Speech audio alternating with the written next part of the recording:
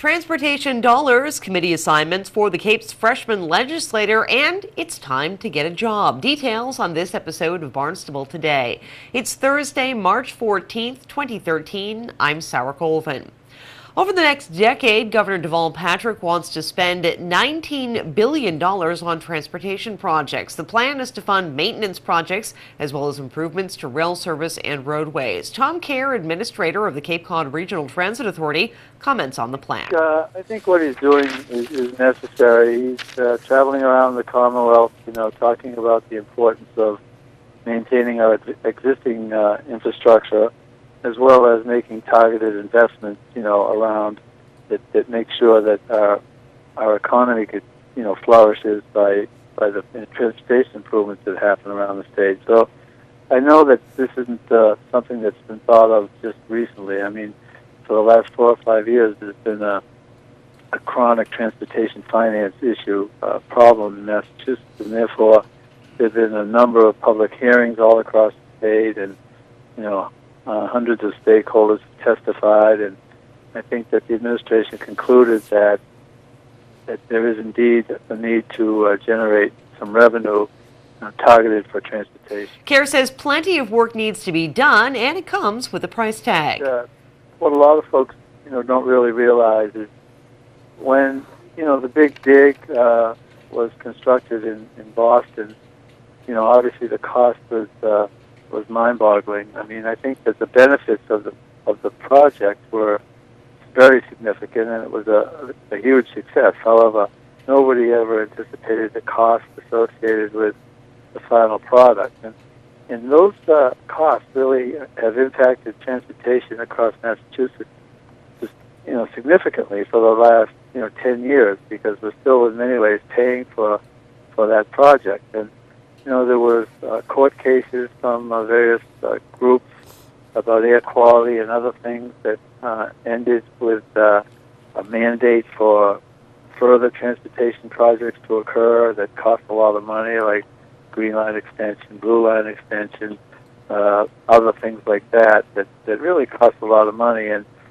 And I think people all across Massachusetts who care about transportation, care about the economy, and realize there's a correlation between good transportation and economic activity, want geographic equity in terms of where the funds go, not all the funds going into Boston. So I think that more people are now aware that it's important that we have adequate resources to fund a vibrant transportation system, and they also realize that public transportation, which is something that I obviously oversee here in our region, is really important. I mean, if we can get people into public transportation with all the new technology that exists and the nice, safe vehicles and trained drivers, it's a cost-effective and efficient way to make other improvements. So the whole industry is changing, and it costs money, and whenever you have to raise revenue in any state, obviously it's contentious, and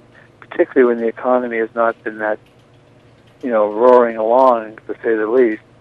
People, don't want to reach further into their pockets. They have to pay for it. But, I think what the governor is doing is displaying the necessary leadership, going around the state after the hearings with some conclusive data that suggests that people actually want more services, not less, and it does in fact cost money.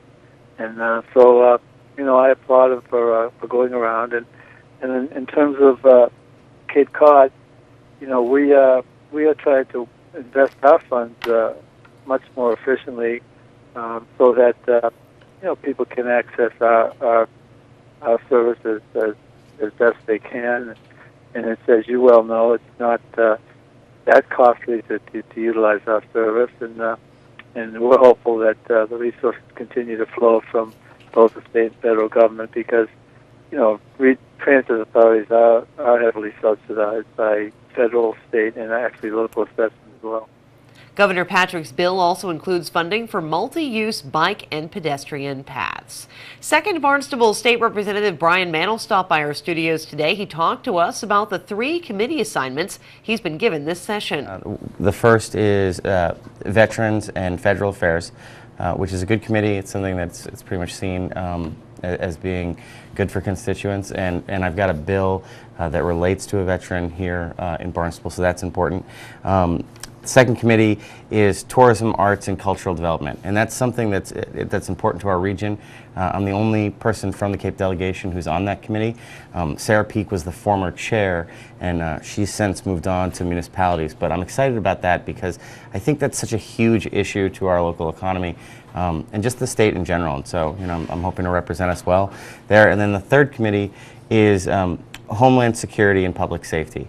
And that's going to be a very interesting committee this year because that's the committee that is set to address a lot of the gun issues that have come up. And I've certainly gotten a lot of emails. Mantle says he's excited to serve on the Travel and Tourism and Arts Committee. He's concerned that activities on the federal level could impact us here on Cape Cod.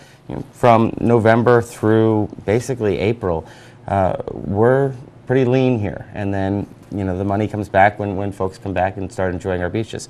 The biggest issue, aside from that's actually going to be in the committee, but one of my greatest concerns right now is that the sequestration in Washington could adversely impact our tourism industry here. And by that I mean that if the National Seashore is closed, we're talking about a major hit to our local tourism economy because people come out to see the National Seashore, and when they're here they go to restaurants, they shop in stores, they stay at hotels.